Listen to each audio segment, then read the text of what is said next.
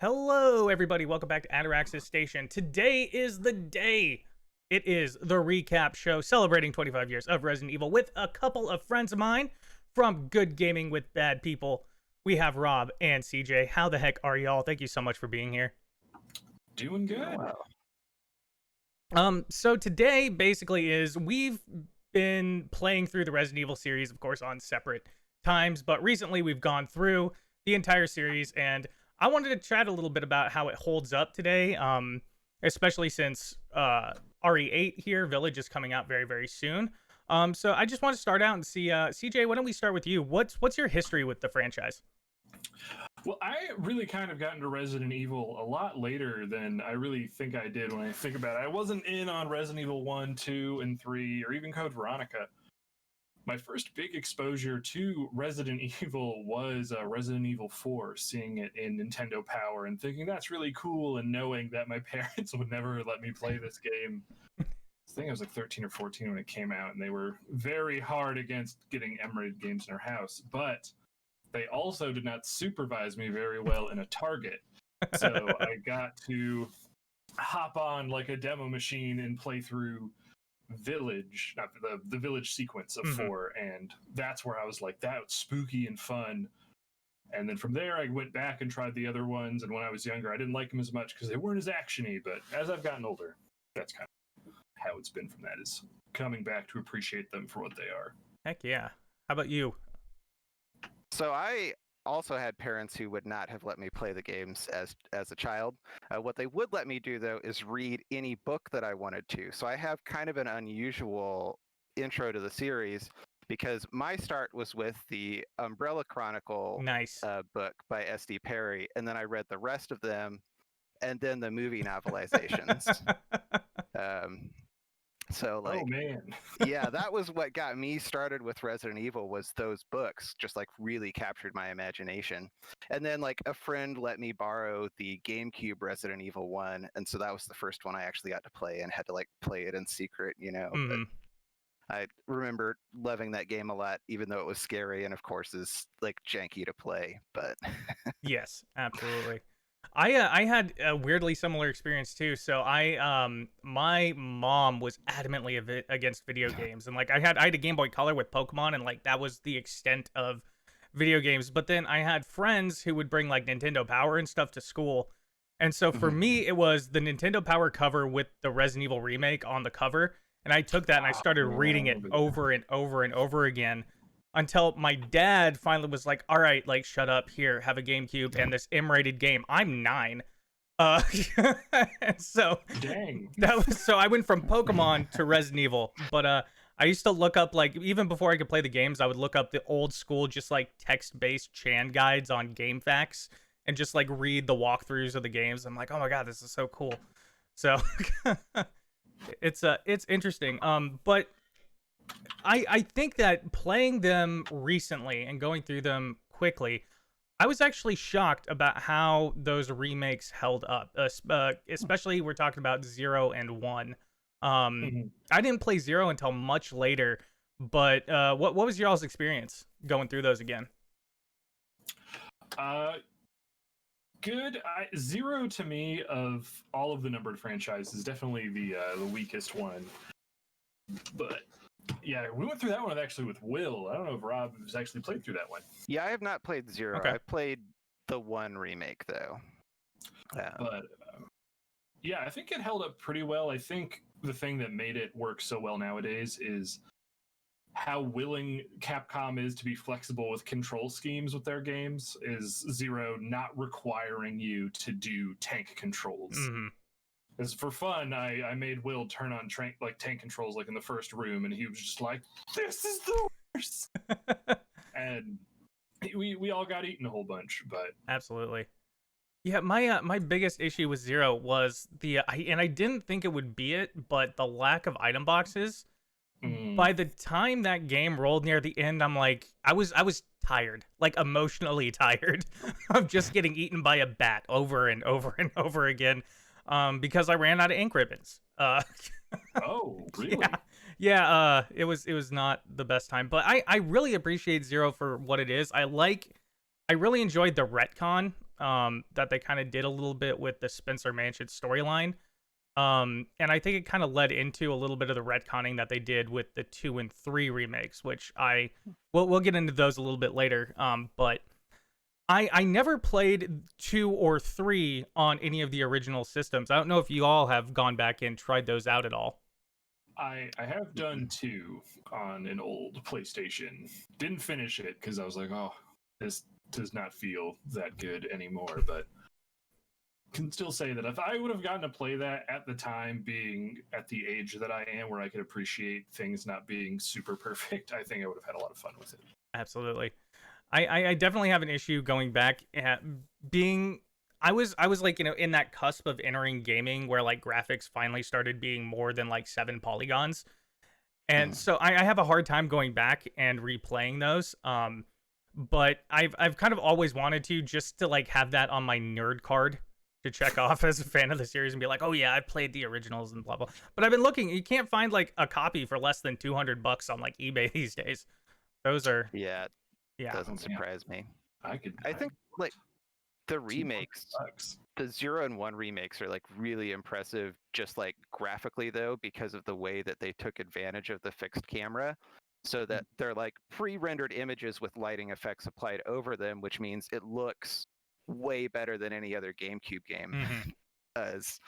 Which is like really cool to like take advantage of what could be a weakness, which is that shitty fixed camera, and turn it into a strength.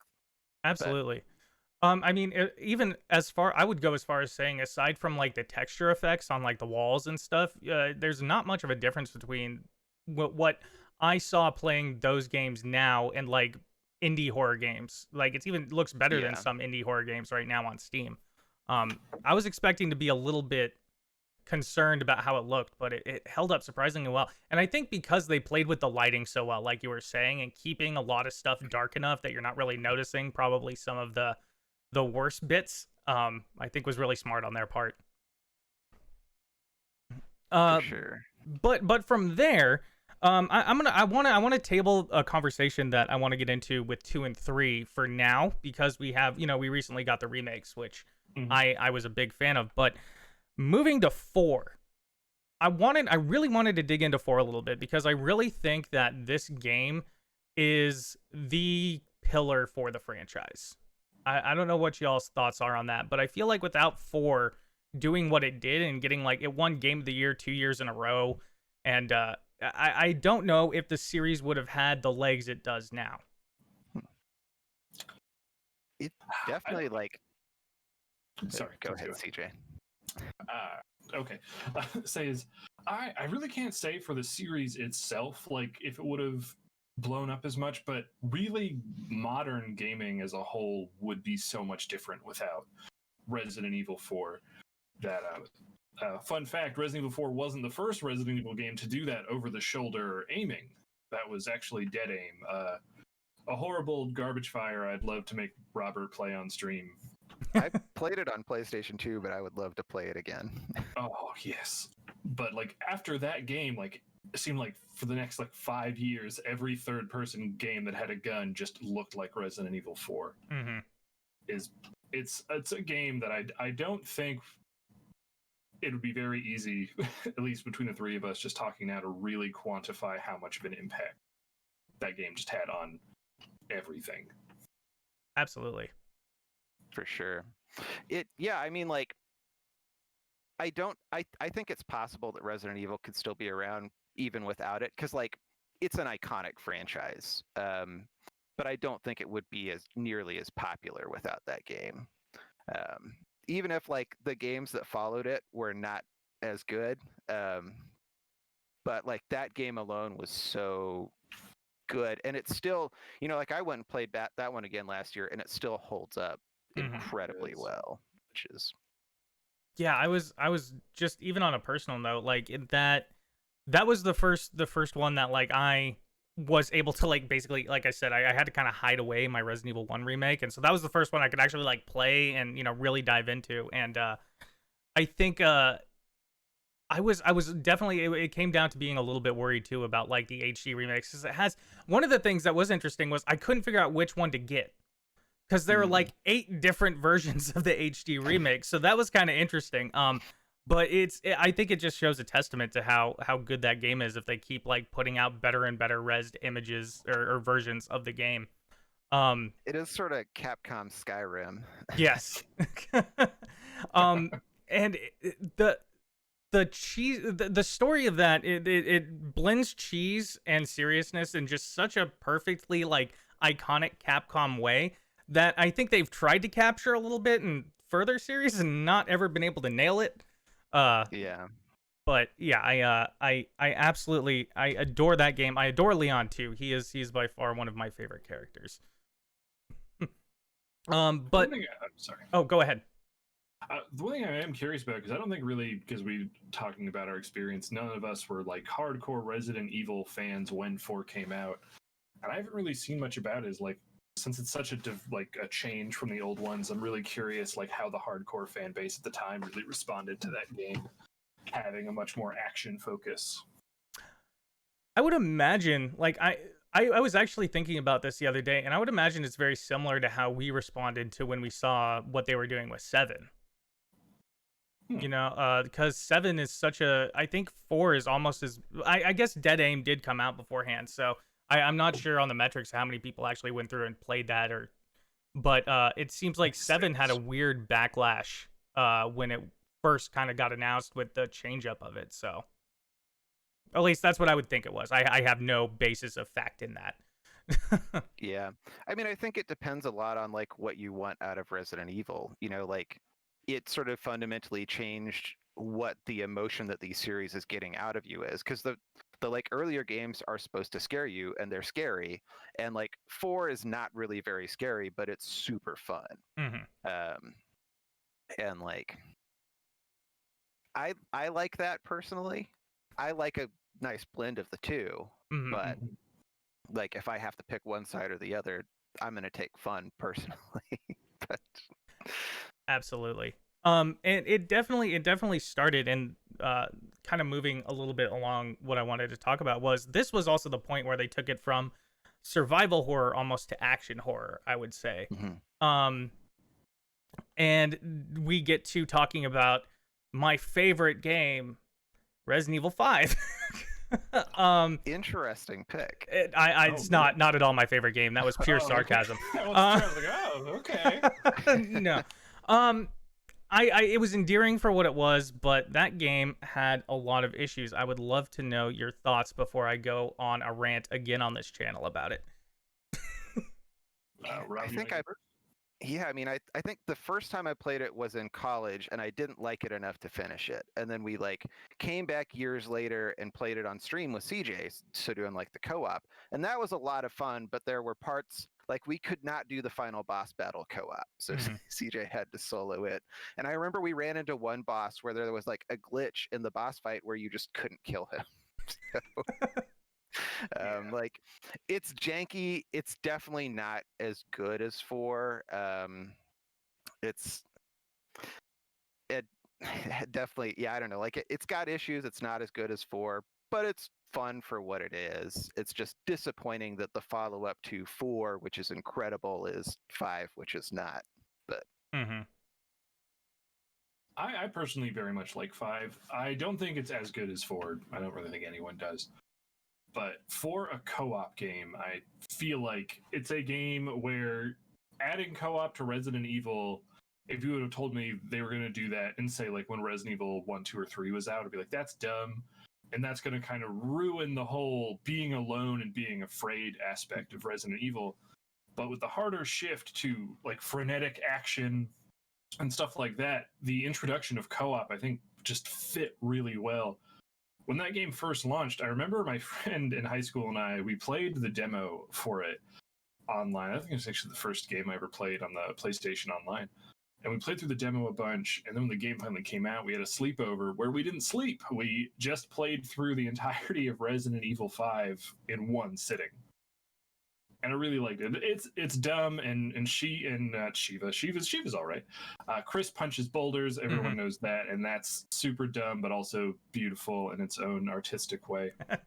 But the Steam version of it is definitely has some technical issues. Like the problems we were running into didn't happen at all when we played it on a console. Like we could finish the final boss fight because frames weren't a problem and stuff like that. So I really like it. I think it's a game that if people like Resident Evil 4 would like 5 for the most part.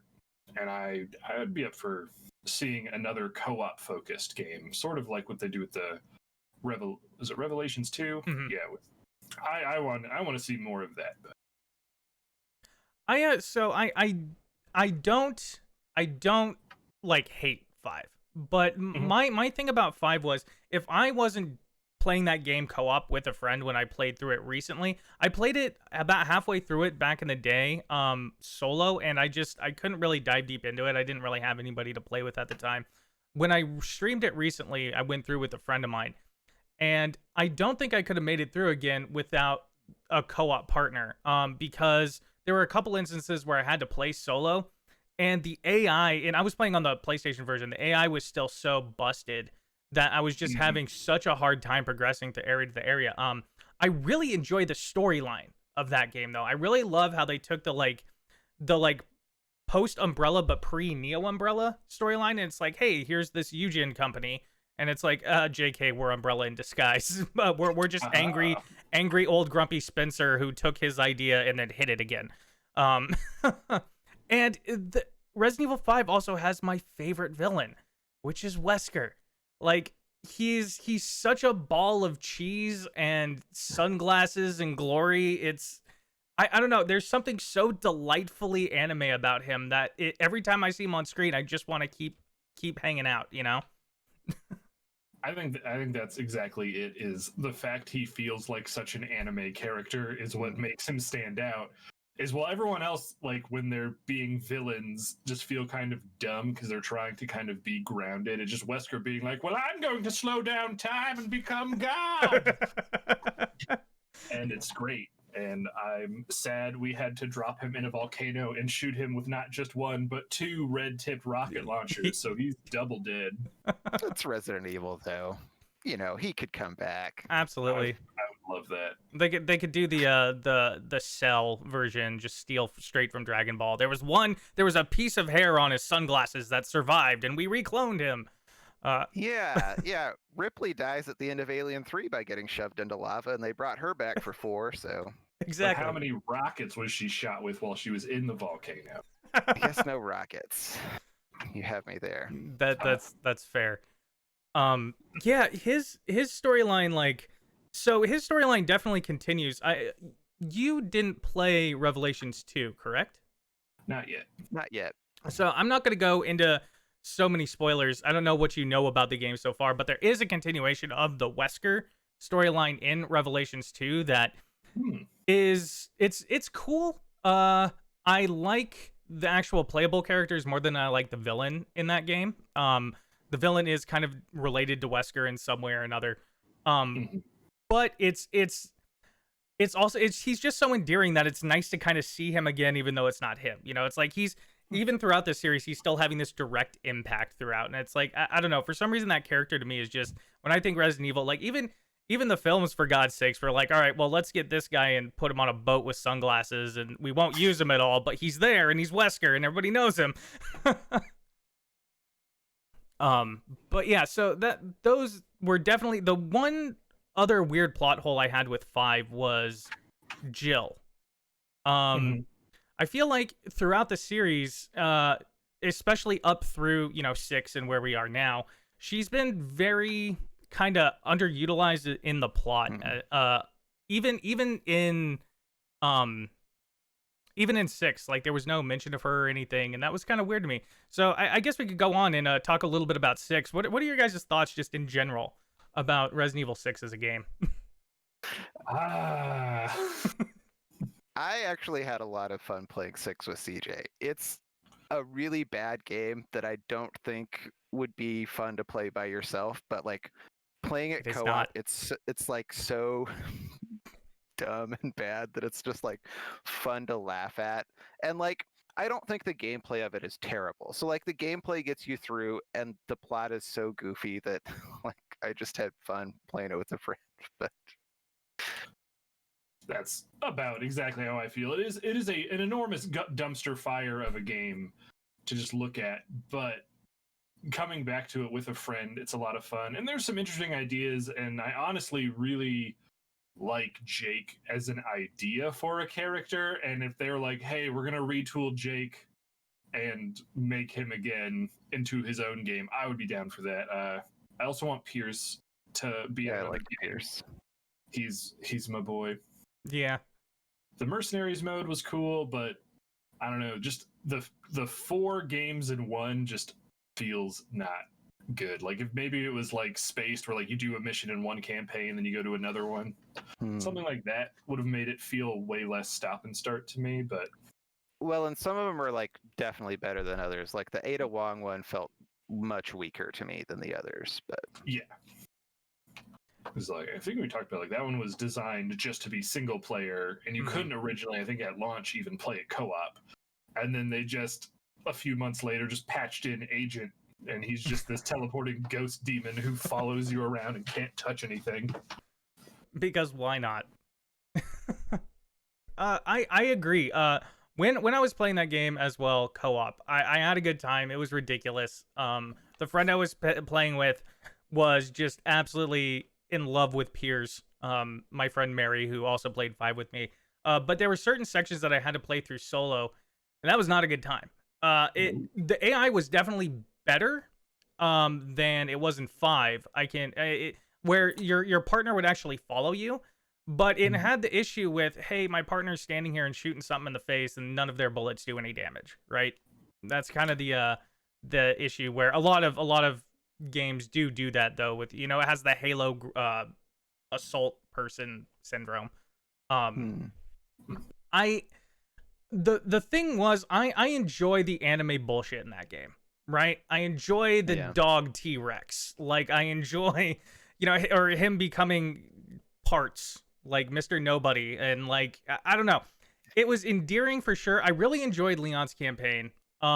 Chris's campaign was kind of weird because like I feel like my boy had big PTSD before 6 happened, and he just got like re-PTSD and then drank a bottle and like just fell into it. So that was I didn't understand where they were kind of taking him, but I kind of they had to give him a plot, I suppose. But by the time I got to Jake's campaign, I was like, it was long. It just felt long. It felt like it was grinding through, and I couldn't get enough enjoyment out of it. And it's probably because I played it back to back to back. But yeah, I don't know exactly what my entire problem was. Maybe it was Nemesis 2.0. But that one in particular just felt like it took forever for me. But he's a bad boy with a heart of gold in the end, so you can't hate on the character too much. It's got some like weird ideas that are cool on paper also, but that do not work well in practice. Like the one where other people can become the zombie in your game is a cool idea, but I remember like me and CJ were playing and some dude just like jumped in, and when we were in this graveyard section, and would just like keep being a dog and killing us. We had to go in and like turn off the feature where other people can jump into your game because it just was not fun anymore. The dog wasn't even killing us. It was just taking all of our ammo because you keep killing him and he would respawn every 5 seconds, but he wasn't dropping the resources that you pumped into him. So it was just this game of attrition that we were destined to lose until we just quit and were like, no, we are our only friends today. Right. I bet that was that's a feature that's great. That would have been great on launch. Especially if you're planning on playing this game co-op and it's like, hey, it's me and a buddy and now it's against the world. I had the same thing happen, except it was on the rooftop area where you go into the bar and like, you have to seal up the bar and then go upstairs. We had one person who kept spawning in as one of the fleshless dudes who are really hard to take down. And it just kept murking us on the roof over and over and over again. So that was a little rough. I never had to turn it off because it only happened twice. But we had one in the graveyard as well. Thankfully, they didn't become a dog. They became the screamer, and so that was a bit annoying. But yeah, that's But I agree. A lot of it looks really good, kind of in a concept. Where I feel like that mode of like, it's almost like the Left 4 Dead mode, right? It's like, hey, characters Mhm. versus the actual zombies. That would have been a great little like side arcade mode almost, or like in addition to mercenaries or something. But implemented in game, it was definitely a little much. And when you're like, Yeah. God, I just want to get through this chapter. Like that, and then I really think the skills system was kind of like a big waste of potential. Like it was so prohibitively expensive to like buy the things you want, and then you could only have 3 active at a time. And like I get the idea was, hey, play mercenaries mode to get a buttload of points, Hmm. so you can buy a bunch of skills that you can then have as loadouts to change on the fly. But it's like they expected you to do a lot of prep work, like getting all of the marshmallows on the stick to roast over this burning tire fire. And it just, like, I feel like they really overestimated how much people wanted to play this game. Hmm.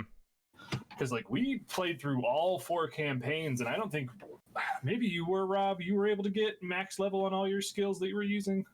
I don't think in all of them, but in like the big ones I was using, yeah. But I mean, yeah, it's like nobody's grinding to get better at Resident Evil 6. I really missed the weapon upgrades, which were standard.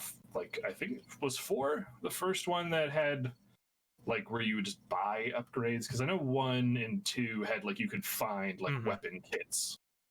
Yeah, I think 4 was the first one that did that because it was the first one to implicate the actual like shop system with what are you buying? And that precious character who I hope they bring back in the future. I mean, it sounded like there might be at least a pretty big Easter egg of him in Village. Hell yeah. I'm excited. But yeah, it's so I kind of want to take this section here, the 0 through 6, Mhm. and I want to talk a little bit about things that stand out to you the most, because for me, that or I we haven't really gone over the remakes either. But before we do that, I want to say like the big things that I love about this series is that there's always a one-liner and there's always a cheesy character or something that it just is what makes Resident Evil, you know? And so the things I always think about, especially when it comes back to the original games, and the things that they kept in was like Jill Sandwich. You know, you Mhm. talk to any Resident Evil fan and they know what you're talking about. And so I was wondering, were there any characters that really stood up with you as far as storylines in the first 6 games that I don't know that just you really enjoy? For me, I know, like, I don't know, we can see storylines. I don't know, like, they have a lot of development or anything. I know their game is actually Revelations 2, where they probably have the most on-screen time. But Barry Burton is my boy. I always feel good when he's on screen. When I was Jill, he helped me kill that zombie. He saved me from being crushed, called me the master of unlocking, and I don't know, he's just fun. And then I believe in 3, he canonically, before the remake, he's the one who actually comes and picks you up in the helicopter to get you out of town. Mm-hmm.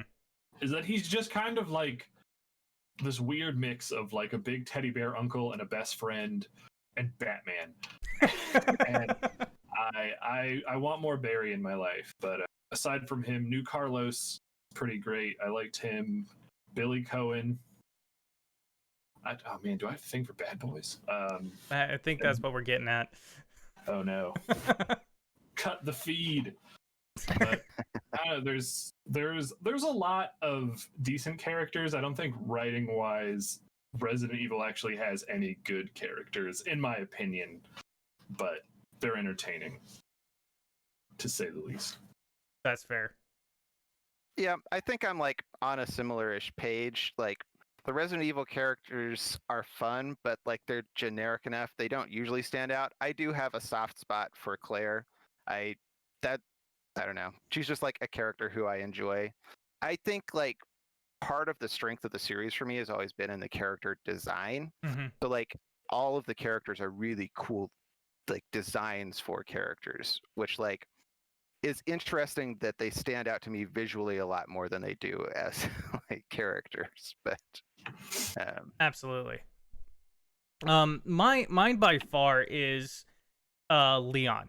He always stands out to me, like even in 6 when he's kind of at his like most emo, I don't give a fuck boy mode, he's still endearing because I like how they like you said before, he's not necessarily well written, but they were at least conscious enough to be like, all right, this is a dude who's clearly seen some shit. Like, they don't hide it with him anymore. He looks tired, he looks weathered. He's like, I wasn't even supposed to be here today. And his storyline I really enjoyed. That's where I wanted to jump into the remakes, because Resident Evil 2 Remake, when this was announced, was just one of the most exciting things that I can remember hearing in gaming news. And the first thing I'll say about what I really enjoyed about the game was that they brought in Leon as this like bright-eyed, bushy-tailed cop whose first day on the job, and he's all eager to be there.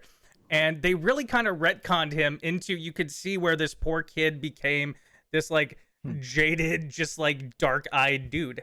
But you know, the moving it to action horror as well, I think was a necessary step for them to be able to logically make a remake of the game. I don't think the fixed cam would have worked these days. But what were y'all's thoughts on the 2 and 3 remakes? I think 2 Remake is my favorite Resident Evil game now. 2 was great. Like, I played it on Nightmare, and to me, aside from one very specific part in Leon's campaign, like, that to me is the way to play it. As there was just... it feels weird saying it because I feel like I'm being over dramatic, but it was almost magical, the perfect balance that there was between enemies on screen and the amount of bullets in my gun. Is I always felt like I was running out and got that tension feeling that I got from 4. Like, I was never scared, like, oh no, there's monsters. But I was like, oh no, there's a lot of monsters and I don't have enough bullets. I have to run away now. And it just felt so tight, and it was great. And then 3 happened. And 3 for me, I think, is a disappointment overall. It's not a bad game. It's just I was really hyped for 3, and that's my own fault, after playing Remake. And there's, I think we'll probably talk about it more as a group, but I'll just say my piece of just, I feel like it could have been better. And overall, I was sad. Yep. I would say 2 Remake is also my favorite of the games. Like, it's action horror, but like for me at least, the scariness of it was very effective too. As CJ can attest, I spent a lot of time hiding in rooms from Mr. X because I do not like to get chased. It's stressful. Yeah, but like part of what's so cool about that game too is like the sound design of it, where like you'll be going through a hall and you can just hear something somewhere, and for me that's like really effective. So even if I'm not getting chased by Mr. X, I'm like going down a hall and hear liquor noises, and I'm just like going like, oh fuck, fuck, you know. But that's definitely like my favorite of the series too. I liked 3 a lot better than CJ did. Part of that may be that he set my expectations at a reasonable level by not having liked it very much. That's fair. It was short but sweet. I'll say for me, like, I really like these sections of Resident Evil games where you're in not a laboratory. So like 2, most of it being set in the police station is awesome, and I really like the town sections in 3. But like once you get into the laboratory, I'm like, this is not as interesting. I had a running joke during my streams was that Umbrella really needed to diversify in interior designers for their underground laboratories, because they all look the same. It's like, oh, here we go again, real creative, Umbrella. It's a giant pillar going down into the Earth's core. Like, I really enjoyed 2 as well. I really liked the everywhere that wasn't the laboratory, honestly, because I felt the game kind of started to grind to a halt a little bit when you actually entered the underground lab area. I thought the design was really cool. I thought it was really pretty, but I remember getting to a point where while I was down there, Mr. X shows up again. He breaks through the glass, you know, and like you're in the plant room. And instead of being like, oh shit, Mr. X, I was like, oh, here we go. You know, and I was like, huh, that's a weird reaction to have to this, because I love him in the police station, because no matter where you are, you can hear him stomping around, and it seems like there are rooms where you're safe sometimes. Because he's certainly murked me in the clock tower at the base of the stairs before, you know. Um, but as a story, I thought them modernizing that and bringing it, making the whole game modern was fantastic. I loved the third person, action oriented instead of the fixed cam. I thought that they took that in the exact correct direction. I love watching Leon get his poor heart broken over and over and over again, and he just keeps going back to Ada, you know. But that's a whole separate conversation I could have too. That poor gullible bastard. For me though, 3 was my favorite of all the Resident Evil games. Oh, I know. Like 3 remake? Yeah, the 3 remake. Okay. And the reason is I didn't pay full price for it. Okay. And I think that I would have pre-ordered it when it originally came out, and paid the full 60, you know, full game price for it. I would have been severely disappointed in how short it was. But because I played it about a year later, here on stream, I kind of already knew that it was going to be a little bit shorter and stuff. And there was something about Nemesis has always had a really special place just also as a villain, because, you know, he's also very, very iconic with the Resident Evil franchise. And the way they did him, and even as opposed to Mr. X, he was just so much more of this impossible, unstoppable force. That it really made it definitely made the game feel a lot less like a horror game, but it made it feel like a freaking amazing action game to me. And I also really like Jill as a character. She's probably my second favorite character in a franchise, and any chance I can get to play her, especially her updated version, I thought was just done so well. In the same way I like Leon's characters in a cheesy way in 6, I liked hers in a realistic way where she's just like, I just want to get the fuck out of here and not have to deal with this anymore. And she was like, you could feel her stress while playing it. And I think she was one of the most well-rounded characters in the remake of the entire series. And Nemesis being a dog, like literally, that's cool. This is just pretty cool. Yeah. What about as far as the difference before we move into 7, which is going to be a whole conversation on its own, is what are your thoughts on the action horror versus the survival horror? Now that we've kind of covered the scope of the games, which do you prefer? Rob, do you want to go first? Sure. I mean, for me, I'd like a blend of both, but I would lean more towards the action horror personally. I like being scared, but like I also can get to a point where I'm scared enough that it's just not fun to be scared anymore. So like the pure survival horror doesn't do it as much for me as the action horror does, because that you have like moments that are scary and get your blood pumping, but then you like break those up with moments of action where you get to, you know, like you get the perfect crit on the zombie head or whatever, and it feels kind of badass and is fun. And that like roller coaster between the two is what I really like. But I can definitely say I'm sort of the same. If I have the choice between the two, I would rather have the third, and it being like a nice blend of the two. But if I have to pick one or the other, I definitely think I fall into the survival horror camp as being something I enjoy more. Mainly just because survival action, I mean, action horror is really the only kind of horror we see in modern gaming anymore, at least from AAA studios, because they know big explosions and stuff are what are going to sell. So I'm kind of just bored with action horror. But I think survival horror is harder to do, like, well. Like, I've played survival horror games that are semi-recent, and there's a lot of them don't feel super great. They don't have really good resource management, stuff like that. Like, I honestly really love the remake of 1. Like, that one holds up. I guess I'm getting from you, Atrax, that you don't really like the fixed camera very much.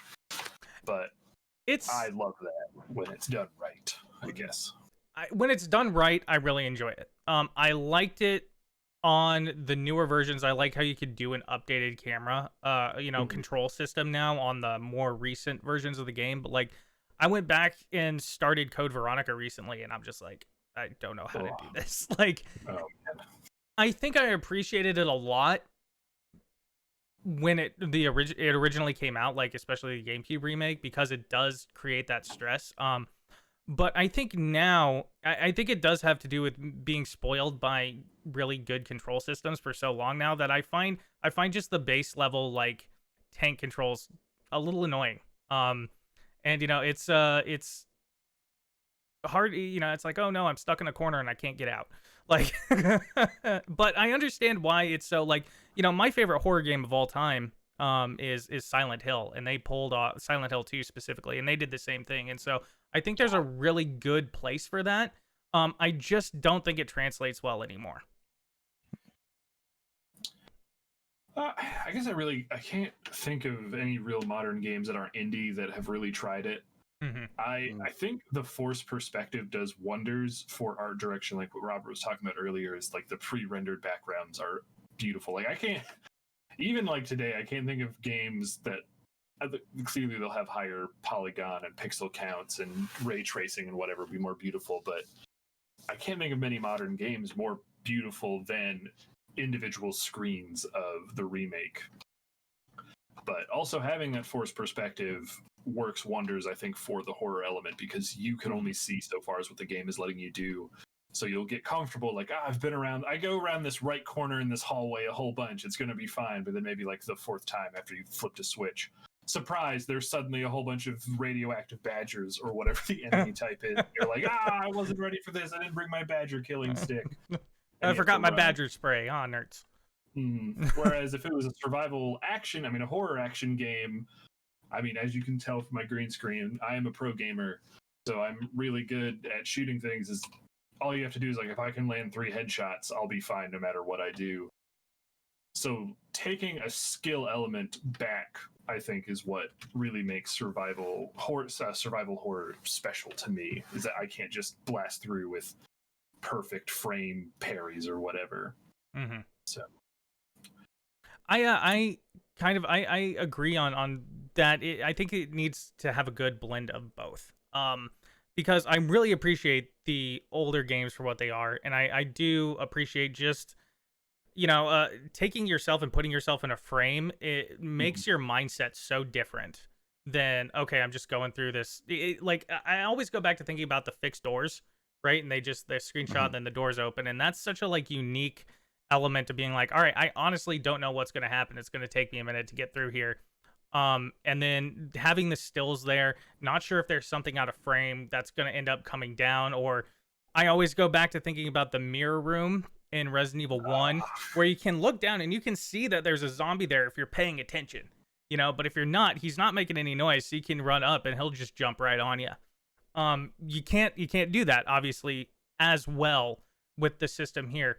But that's, I think, where Resident Evil 2 Remake came in, was it blended the action and horror so well, especially in the police station area, that I just think it's super commendable. Where 6 was the exact wrong way to go, right? It was just pure action, all go. There ain't no brakes on that train. So, like, it's definitely finding that balance, and I think Capcom is finally kind of starting to figure it out, which is very exciting. It only took 25 years. Only 25 years. But yeah, speaking of which, that I think this is a good time then to move into 7. The first thing I want to ask is, when you all saw the what they were doing with 7 and the first person perspective, what were your initial reactions compared to when you actually played it? I'm always curious about people's reactions to this one. I think mine were weird but not unique. Is when I saw 7, I was like, that's kind of weird. It's in first person. But rather than being, it's changed, so it's gross, I was like, but 6 just happened, so really anything that's not 6 will probably be okay. And to me, it definitely ended up being the case that I was hesitant but optimistic going in, for sure. Man, I think for me, like, the first person wasn't even the thing I focused on the most with 7. Like, I did not play 7 for a long time, in large part because what I saw of it just looked really gross to me. Like, I don't know, body horror gets me, and just like gross stuff being around the environment, like the pots of spoiled meat and whatever. And I was just like, this looks too gross. And I think also like there's something about the like antagonists of that game that like felt a little too real to me in some ways. Like I've definitely met people who have that kind of vibe. Like not, of course, they're not crazy zombie murderers or whatever, That but you they've know got of. that like that I know of, yeah. But they've got that vibe of like, yeah, I would hurt you if I wanted to, and like those characters have that, where they're like feel a little bit more real than some of the other villains in a weird way. So I was like, I don't know if this if this is for me. It looks too gross. But I totally get that. For me, it was. I'll be totally honest. I was a curmudgeon when it first came out because I was like, oh, I'm a classic Resident Evil fan, harumph, and I'm not gonna play it. And so I hadn't played it until I recently did it. It was my first time playing through Resident Evil 7, and I am delighted to say I was very, very wrong. Um, but yeah, it was weird because it just my biggest question, and honestly, it's a little bit of a question I still have, is why is this called Resident Evil? Like this doesn't make any sense. It has nothing to do with Resident Evil. And still I'm not sure what it has to do with Resident Evil, to be totally honest. That's my biggest nitpick about the game, is that we get a little bit in the very end. But I truly think it is a phenomenal feat that Capcom pulled up with that game. I can't even remember a millisecond of that game that I was bored, which is really hard for me. I have horrible attention, so yeah. What else stood out to you guys about 7? Like that you were talking about the characters a little bit, but anything else in particular as far as like the storyline? As far as do you have something to say, Rob? Looks like you're about to say something. I don't know. I mean, so I like you waited a long time to play it. I sort of go the opposite way. I think 7 is objectively a really good game, but it's my least favorite of the series. I think I would play 6 again before I played 7. Interesting. Just because, like I said earlier, for me, if the like survival horror element gets too intense, it stops being fun for me. And like while it got better as you like get through the game, those like opening segments where you're getting chased around that house by the dad character just were like too much for me.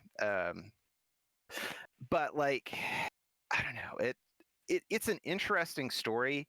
I feel like it's written in a more grounded way than the other ones, but at the same time I don't know that I really connected with the characters, or at least the like protagonist and the characters you're supposed to care about.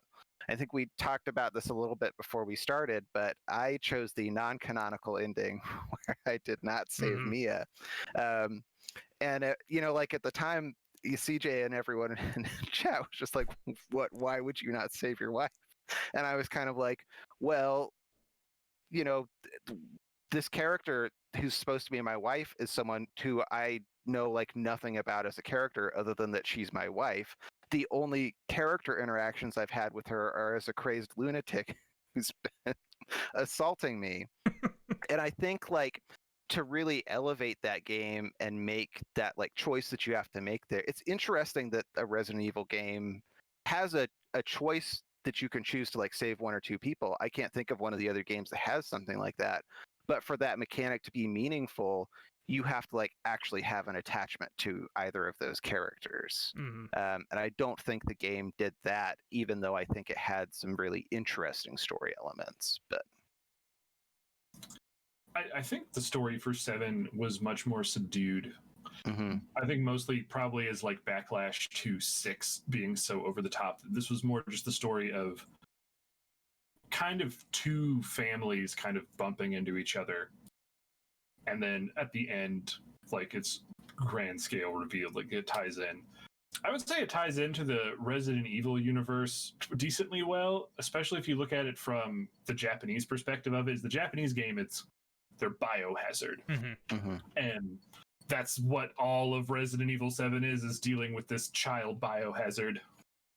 So that worked for me. I really enjoyed some of the elements that you actually don't get to see in every playthrough that kind of play up the almost... There's like a weird balance between magical realism and sci-fi is in your playthrough, Luke, did you get the cutscene where Jack cuts your leg off with the shovel?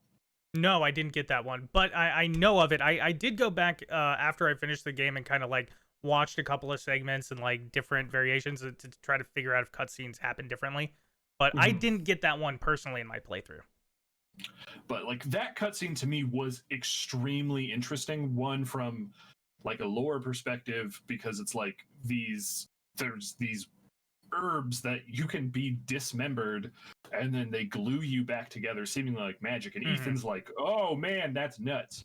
But also the fact that Jack does it like he's almost encouraging. He cuts off your leg and you're like, my body, and he's like, well, come on, come get it, son, and he like puts the bottle down and you have to drag yourself over, and he like claps like you're doing it when you get your leg back on, and then he lets you get up and run away for a little bit. Yeah. And like I really liked the idea of the antagonists for that one. I wish they would have done a bit more. Like Jack was cool.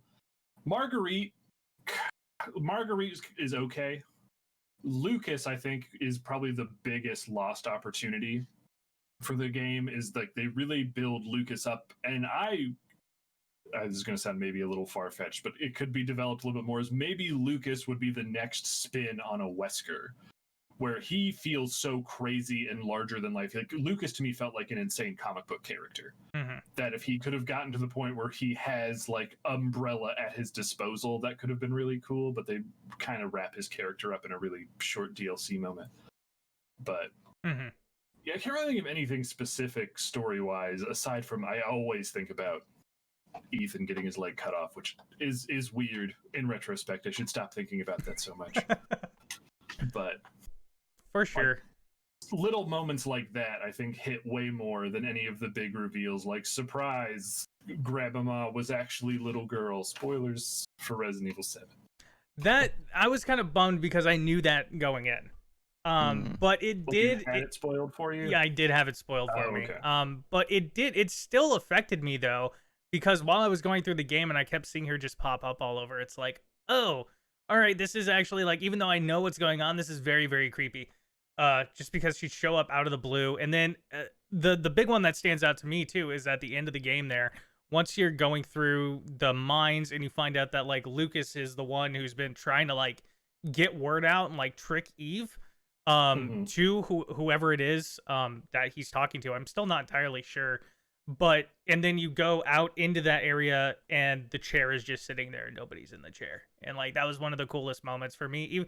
Even though I knew what was going to happen, I was like, "Oh, that's a really awesome touch that I don't know, I didn't see coming." And I think if I didn't have known, that would have really kind of like tripped me up. So the story as a whole, I agree with what you said. I liked how grounded it was. Because I think you're absolutely correct with, the globetrotting story that we got in 6, that none of it landed. It was really nice for them to kind of bring it down home. And I think the first person perspective is almost a little bit of a metaphor to that as well, right? It just definitely like narrowed the scope down. And like I hate being chased in games. I hate it. And so like Jack to me was like, I loved him as an antagonist, but my God, was that like, that was me when there's the hole in the ground in the first area you can go to. I'm just like, this is where I live now. Like, I'm fine with just staying here the rest of my life. It's cool. That's nuts. That's exactly the same as our thing. Yeah. Marguerite she was kind of a non-character to me. Like, I understand like her grand scheme of things, and I liked how they fleshed her out a little bit with like items you find and like that weird little altar and stuff. Like, you kind of get some backstory on like what she's going through, but for me, she's just kind of like there is like, hey, this is boss number 2, and that's just about it. Excuse me. Lucas was really cool. I liked finding out like he was actually like trying to help for a bit until he finally got in the end. Yeah, it was. I didn't find it as gross, but the mold thing was a little interesting to me. I don't know. Maybe you could actually answer this for me. Were those the subjects of people they had kidnapped previously that became those like mold creatures? Yeah. Okay. Those were all people who went missing. Yeah. I really think the molded were probably the weakest part of the whole game. Is like Resident Evil is built around you shotgunning a very varied and interesting like menagerie of monsters, where this was just like sludge of different shapes, and that was honestly the thing that hurts the game the most for me. Mm-hmm. It's just boring to fight them. Yeah, they're like not even satisfying. Like, I was talking about how the games that I like the most have that like roller coaster between the scary moments and the like badass moments, but you don't really ever feel badass like taking out a molded. There's nothing about fighting them that's super satisfying in the same way that like even a basic zombie in RE2, you like get the right shot off and it feels cool. Mm-hmm. And it just never felt that way with the molded. But yeah, there's nothing as satisfying as a handgun crit in a Resident Evil game. Yep. I will say though, when the thing that really sold the game for me, where I got up to a point and I was like, I was enjoying it, but I still wasn't totally sold, is when it opens up into the boat sequence in the end there, and it, like you said, it kind of opens the world up almost, and you get this whole backstory. I didn't like the segment as much. I thought it was a little laggy as far as trying to figure out where you're going, but I really enjoyed the backstory to the plot and like finally figuring out what the heck was going on with Mia. I did the same thing you did, where I actually saved Mia, but I was very adamant about, like, I knew that was the canonical ending, so I was like, I want to save Zoe. I don't understand why I'm not doing this. She was nice to me. She didn't hurt me. But it's the ending though was. It was good, and I really like how they took this, what if this horrible, like, world-ending monster had the mindset of a child? Like, at the end of the day, that's kind of what that story was, and I thought it was done really well. But once again, my biggest issue with the whole game was that I don't understand why they just didn't start a different series. The Biohazard thing, that makes sense to me, with it being, called that in Japan. But here, it just seems like they were hoping that people would buy it for the namesake a little bit, and it turns out it's also a really good game. But that's just my opinion. So. Yeah. I mean, there's a lot about the story that we don't fully know yet. I don't want to get ahead of us because I know we're going to talk about 8 later. Some of the stuff in the trailers for that makes me think that it may explain the connections, but I could just also be reading too much into it. So I think you're right, Luke, that they definitely could have gotten away with just calling it something else if they really wanted to. But at the same time, like 6 was such a weird, bad moment for the franchise that just really needed to wash their hands and just be like, we're going to do something else. I think it still holds true to like the feeling of Resident Evil. Like, you're alone in a spooky residence that has evil in it, and you have to kill your way through. And I'm really hoping that 8 is going to be like a jump from 1 to 4 in terms of that sort of stuff. But I don't know. I think the overall, like, the thematic elements of everything, of just man playing God and it going horribly awry, it all sort of fit into the weird porridge of Resident Evil's like thematic breakfast that it tries to serve at all times, and you're just like, sure, I guess this metaphor works. I have a shotgun now. And then Here I go shotgunning again. Oh boy. For sure. But I don't know. I'm really like with Robert. I think that 8 is probably going to give us some background stuff, especially with why Chris. Hopefully, they explain why Chris looks so weird now. Yeah. 7 Chris it still makes me uncomfortable. 7 Chris is blonde. Like, that threw me off really. I mean, I don't think he is particularly, but the sun hit him in the way. I was like, is Chris blonde? That threw me off real hard.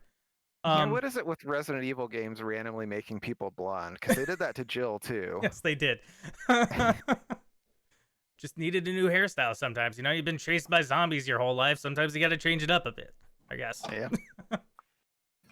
If I had to guess, especially with Jill, like, it was probably to like mark her change into a super soldier. Maybe like there was like weird Aryan imagery of like, because she also has like really blue eyes. So blonde hair, blue eyes, super soldier killer.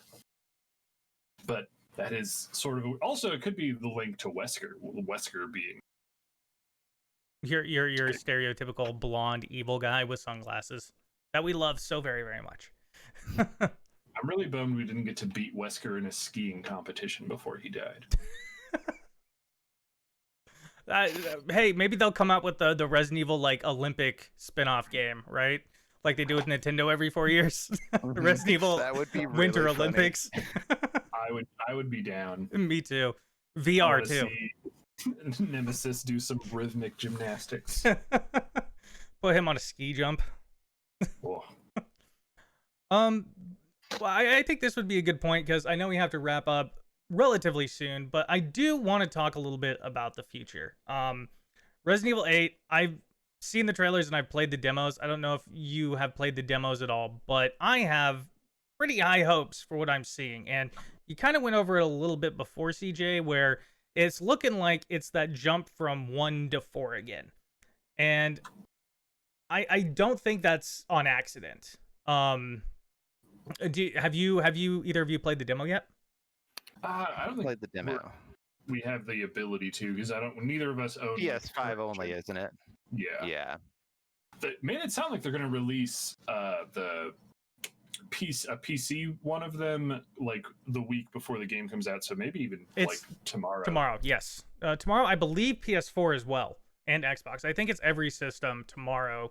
You are able to play the hour-long version where you can like either separate it into 2 or play 30 minutes in one and 30 minutes in the other. But as far as the marketing material and stuff, are you the type who will pay attention to that, or do you try to keep away from it as much as possible? Because I'm a little bit in the middle. I would definitely say I'm definitely more of a middler. Like I want to kind of have an idea of what I'm getting into. Like I don't want to go in like completely blind and then get tricked. I don't want to get Resident Evil 3 remaked again, as bitter as I am about that game. But I also don't really want to know like who the dude is that can make rocks levitate and stuff from the trailers. Mm-hmm. I want to be surprised, but I also don't want to be surprised in a bad way, if that makes any amount of sense. I understand. Yeah, I usually don't look too much into the like marketing material. I did this time because I was like, I don't want to get caught on a podcast and not know what I'm talking about. But for sure. I will say, like, looking at the marketing material for 8 made me more excited for it than I was before. Like, as I've said before, 7 was not my favorite game, but I'm actually skeptical but also excited for 8. Mm-hmm. I think I could really end up loving it or really end up hating it. I don't know which yet,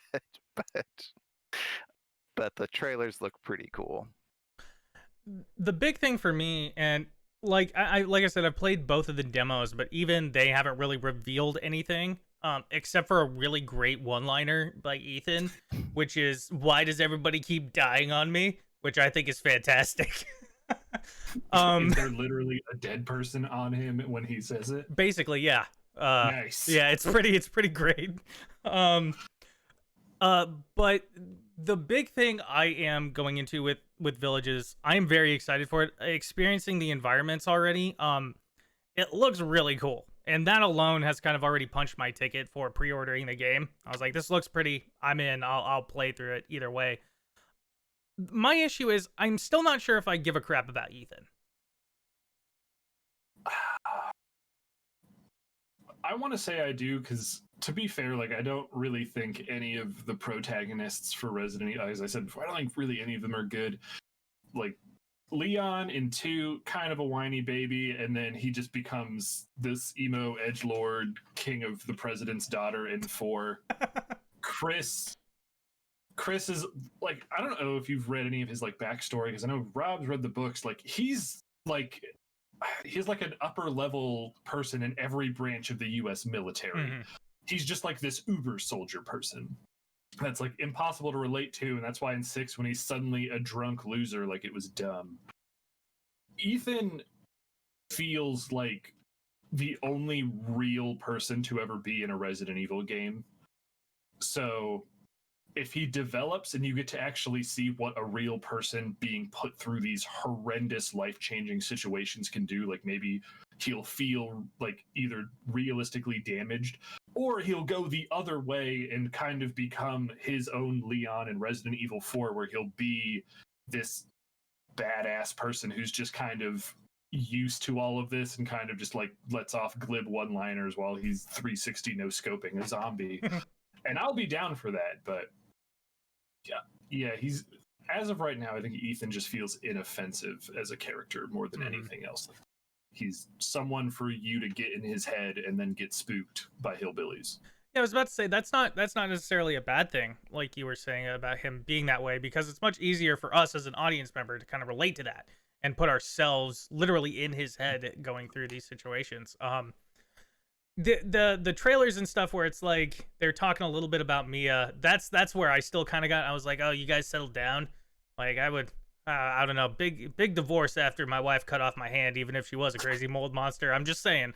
Cut off your hand. You found out she was a secret agent the whole time you were Right? married to her. Like, I feel like at least some couples therapy has to come into play. mhm. Like, Oh, show. but yeah, like I said, the environments alone is going to be worth it. And I'll be honest. Okay, show me how vampires. I'm curious. You have my curiosity. Well, and werewolves, right? Yes, I yeah, think we've both. got both. Yeah. Yeah. So Yeah. how does that happen? Let me know. This shouldn't be spoilers because it's just all wild internet conjecture. Is what I've heard from some people who've had like hands-on stuff and like kind of looking at what Resident Evil wanted to be, especially like Resident Evil 4 before it became Devil May Cry or vice versa or whichever one it was, is floating back more towards a fantasy element rather than being like constricted with it always has to be a virus in a lab. It could just be like, surprise, there have been vampires the whole time. Now imagine this ancient race of vampires now has access to Umbrella tech. And it's dumb, but I'm down. I'm down for there just being like, yep, werewolves are just a thing. Umbrella wasn't using it. Yeah. Yeah, no, I could definitely. I would. Like I said, I'm not sure how they're gonna get there, but I'm down to go for the ride. Yeah. Well, and that was like one thing that intrigued me in the trailer is there's like some sort of it's like a sundial looking thing, but it has what's pretty clearly the Umbrella logo on it.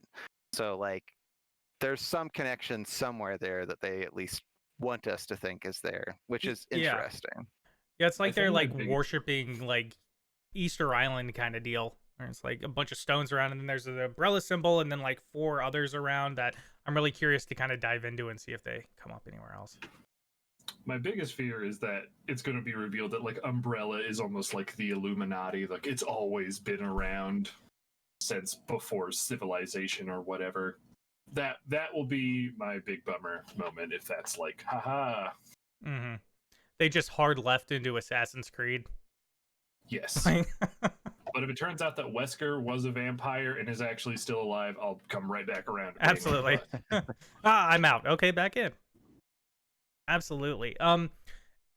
So looking ahead to the future too, they did have some news come out about how this is going to be a trilogy with the Ethan storyline, and then post that, they're gonna start doing actually contained games. And they said after this trilogy comes out, what they want to start doing is doing just single games in the series that don't really relate to one another. I'm very excited that we're getting a third game in this one, because I think, like we were talking about a little bit earlier, that there's just a lot of plot holes that I don't know if they can actually fill them all up, honestly. If they are trying to really link it to the series, which is, I think, what this one seems to be about. But after that, what are your thoughts on that? Having the future of Resident Evil be contained stories throughout, different places in the world or throughout time, etc. I'm definitely interested in that idea. I think it's something that could go either way and could be hard to pull off. Like, this is a weird connection, but the like Halloween series of movies tried to do that. So like the first 2 were like Michael Myers, and they tried to do something different for the third because they wanted it to be like, we're going to be sort of similar vibes but different things every time, and it did not go well for them. And like I could see Capcom trying to do that and people going, no. But at the same time, I think it's a really interesting idea. It could be something like you're just doing similarly themed things, or it could also be like, oh hey, we're going to do a game where you're just a guy who's trying to live through the events of the like outbreak in Raccoon City, but not connected to any of the stars members at all, and like there's something else, you're just living through a zombie apocalypse, and I'd be into that too. Like I'm down for standalone stuff. Yeah. Mhm. I think if I had to say whether or not I'm more hesitant, because Capcom has really shown, and sorry if I'm shitting on you, Capcom, if you're somehow watching this later, that they're not great writers. And if you're doing something standalone, that means that like it has to support its own weight. Where I don't know if the Capcom writing team can really do that in a way that feels good repeatedly, where like Resident Evil that we've come to know and love, the reason we've come to know and love it is because it's been 25 years of this goof soup that we've all been drinking with new ingredients that just keep getting dropped in the pot, and it's eventually become something tasty despite all the sick sediment at the bottom. That if they're trying to do something completely unrelated, I would be nervous more than I'm optimistic. But who knows? Maybe 8 will just be perfect, and I'll be like, everything Capcom makes will be great. But I did want to ask a question, Luke. You said this is going to be a trilogy. Yeah, like this is the second one. Yeah, Village is going to be the second one. Huh? Because the only reason I'm just slightly confused is like they made it pretty prominent with the early trailers that they said this is the end of Ethan Winter's story. Like that was like a white text on black screen at the opening of a trailer. So I was like, oh, this is going to be the one where he either dies or like super retires to space or something. Super. So I mean, I'm in for one? the zombies in space. Let's go. That's part 3. Ah, man, that would be, I think, pretty rad. Actually, I think they could pull off a biohazard in space if they just went full bananas with it. Absolutely. Yeah, it was. I forget when it was. I think it was after the first of the new showcases they did last month, I think. Yes. Where they announced the first demo. First. There was some news that kind of bubbled up where they're just like, okay, well, this one's going to be a full trilogy. They finally kind of like, I know it was like, it's one of those like rumor mills that got confirmed under the table a little bit. Okay. So, which I'm interested in because, like I said, I want Ethan's story to have a satisfying conclusion, and it would be interesting if this isn't even like Ethan's story, right? If Capcom was brave enough to pull some writing here, whereas like, hey, this story was actually not about Ethan this entire time, but stuff around him, So, but then again, like you said, Capcom does need to develop plot a bit more, and so maybe they can pull that off with this one. But yeah, I'm looking forward to it. I think as far as the solo ones go, is I agree. It's they're gonna have to maintain it in the same world, or else I'm probably gonna look over it and just not really care, honestly. But I do like the idea of the like, it's one dude who was a restaurant owner in Raccoon City, and then he managed to get out of there, and he went like, he was like, all right, I'm gonna join the Red Cross and go help out in Africa, and then there was this outbreak there. Then he's like, oh, I'm gonna retire to China, and then 6 happens around him, right? It's just some random dude kind of going through, just the unluckiest dude in the world. I don't know. I could see that being fun. Like, do I think they do that? No, but I'm curious to see how they would pull that off. So they have my curiosity. I will say that. Capcom has definitely shown, and like especially in like the last 5 years, that they just make good stuff again between Resident Evil and Monster Hunter. And just stuff that I feel whatever they make will at least be good and entertaining, but I don't know if I'll be like, this is art with guns. Art with guns, I like that. Well, you never know. I know we haven't played the Revelations games yet, but I learned something intriguing while doing some of my research before our podcast, which is that the second one apparently is based at least in part on a Kafka story, which is really interesting. I can see that. I'm really excited to finally play that with you, bud. Revelations 2 is probably my third favorite of the series. I was Revelations 1, like I didn't want to talk about it too much because I know y'all hadn't gone through them yet, but Revelations 1, kind of just my cliff notes on it was, it's really impressive what they did with the DS port. Like, I'll give them that. Like, it's a fun game, it's fun gameplay, the story's kind of whatever. To me at least. Revelations 2, Moira, Barry's daughter, is like my second favorite character in the series. She's super endearing, and she's like a pacifist with a foul mouth, and I'm here for it. Oh, Yeah. That's cool to hear. I had heard the opposite, that like Moira is one of the worst characters in Resident Evil. At But I haven't first, played it, so I don't know. at first she had Ashley vibes, and I was concerned. And then she had a one-liner just that like demoralized her partner, and I was like, protect Moira at all costs. Like, she's great.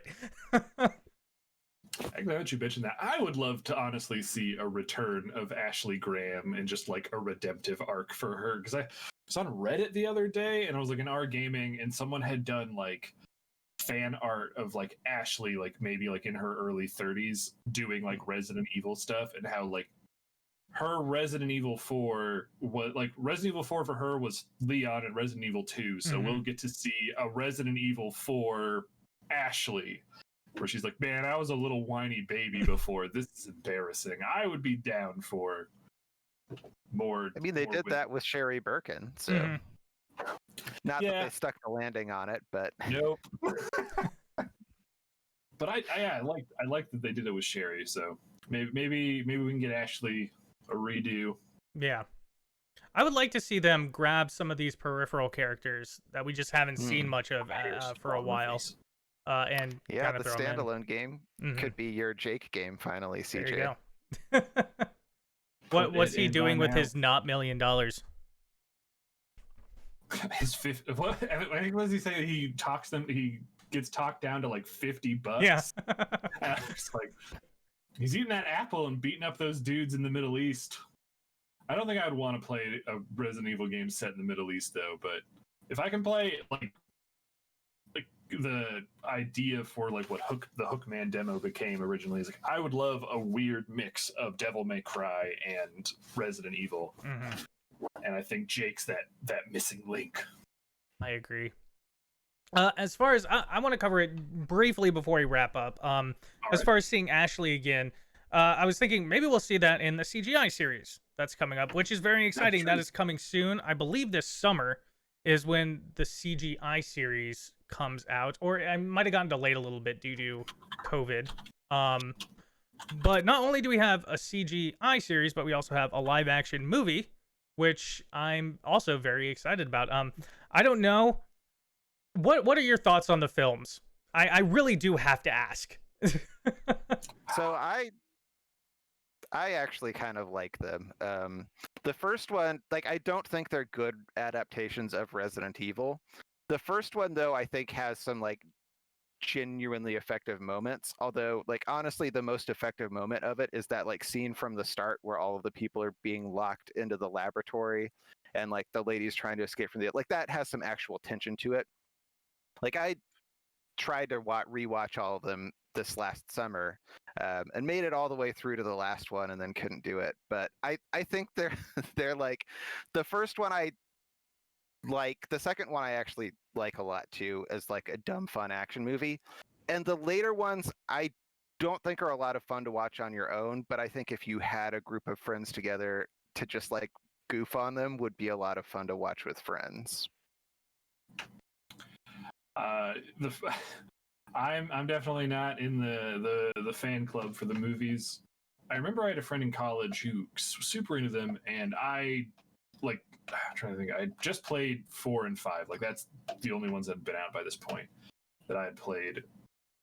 And my friend was like, "These movies are great. They're super scary, and there's great action." And I was just watching it, and I was just like, "Ah, man, who's this character? This person's not in the game. This person's not in the game. This movie's trash." And I definitely was much harder on the movies than I should have been.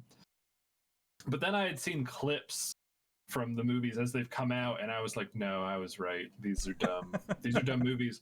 And the amount of people who have died making these movies has made me very sad. I think they're up to like 5 at this point.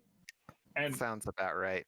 Like, just like, if you died and then Citizen Kane got made in the place where you died, like, oh, I died making Citizen Kane feel good. Like, I died making Resident Evil Apocalypse. Like, that hurts your ghost in the long run, I think. But yeah, I would be willing to go back and watch the older ones, but I'd have to be doing it with friends. I think it's a great I think it's a great ride with friends. Like I have the full like Blu-ray box set, and I go through it like once every 3 years. I in no way do I think that they are good movies, but they are just like fun trash to sit back and laugh about. I genuinely do enjoy the first one, and there's parts of the second ones I do, but I am very excited that they're actually making the Welcome to Raccoon City, which is like the canonical story of they're doing 1 and 2. They're kind of combining the stories happening at the same time. And I'm really looking forward to that. I think there is a place for a live action series that they can, because nowadays I think they can do it low budget where people will invest in it and they can actually get away with making the entire thing. Where I think back when the original ones were making, they definitely had 2000s vibes where it's like, we need more lasers. And, Yeah. But yeah, I'm really looking forward to it. Some of that CGI does not hold up. No, it does not. The lickers do not look good. Yeah. Mm-hmm. Oh man, I don't even remember what those looked like in the movie. I gotta look this up. It's like a Not great. weird pink spider that got like upresed. Yeah.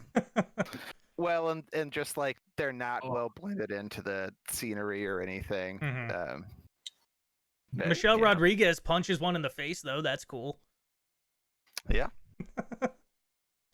Hey. That's the thing, that like the action in those is so goofy and over the top that it's fun. Exactly. Like the fight scene between Wesker and Alice where she's got a shotgun full of quarters is so stupid, but it's cool at the same time. It really is. Yeah, it's endearing in all the right but wrong ways. And I'm here for it. It's the Room of horror movies, or wannabe horror movies. Oh man.